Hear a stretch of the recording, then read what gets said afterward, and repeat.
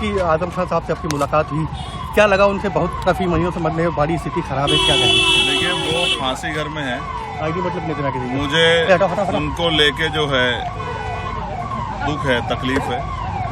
मैं बस उनको ये बताने के लिए यहाँ आया हूँ, उनके मेरे पारिवारिक रिश्ते हैं, वो मेरे बड़े भी हैं, कि सड़क से लेके संसद तक हम उनकी लड़ाई को लड़ेंगे, अकेला नहीं छोड़ेंगे। चंद्रशेखर आजाद दुख में, तकलीफ में किसी का हाथ नहीं छोड़ता है। यूपी की राजनीति में बड़े बदलाव होने जा रहे हैं। जेल में आजम खान से मिलकर चंद्रशेखर कौन सी बात कर रहे हैं, इस वीडियो में हम आपको बता रहे हैं।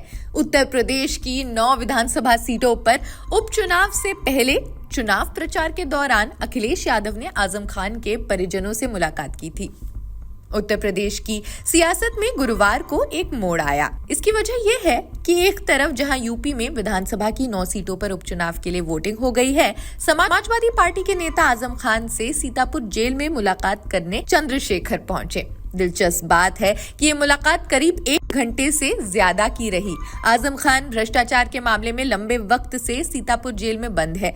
आजाद समाज पार्टी काशीराम के प्रमुख चंद्रशेखर आजाद ने आजम खान से मुलाकात के बाद कहा कि आजम खान की बिगड़ती तबीयत और खराब हो रही सेहत पर राज्य की योगी सरकार को ध्यान देना चाहिए। चंद्रशेखर आजाद ने आजम खान से मुलाकात के बाद कहा, वो मेरे बड़े भी हैं, कि सड़क से लेके संसद तक हम उनकी लड़ाई को लड़ेंगे, अकेला नहीं छोड़ेंगे।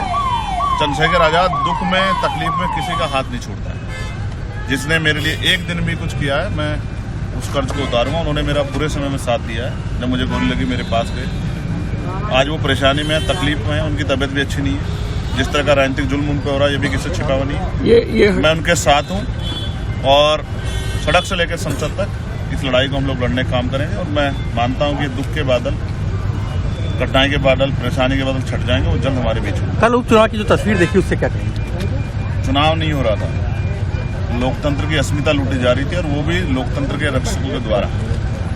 शायद इतिहास में पहले ऐसा नहीं हुआ होगा कि पुलिस वोट डालने से रोकने के लिए गोली का इस्तेमाल करने की बात करती है, पिस्टल लहराने की बात करती है, ये और बैरिकेडिंग लगते हैं गांव में, पर्चियां छीन ली जाती है, पुलिस वोट करती है। जनता ने कल लोकतंत्र की हत्या अपनी खुली आंखों से देखी, और चुनाव आयोग ने बहुत देर बाद संज्ञान लिया। इस बात की मुझे तकलीफ है। अगर पहले संज्ञान लेते, शायद परिणाम जनता के द्वारा चुने गए परिणाम होते, वो नहीं जो सरकार चाहती है। मुख्यमंत्री जी कटेंगे बटेंगे का बयान कर रहे हैं, उस पर क्या कहेंगे? क्योंकि ये बड़ा अच्छा नारा उन्होंने दिया, मैं मुख्यमंत्री जी का धन्यवाद करता हूँ। इसका विश्लेषण जब हमने किया चुनाव खत्म होने के बाद, तो हमें ये एहसास हुआ कि हम 6743 जातियों में सदियों से बटे हुए, इसी वजह से इस देश में आज भी रोटी रोजी और तमाम तरह के अधिकारों से वंचित हैं। हम 6743 जातियों को जोड़ने का काम करेंगे।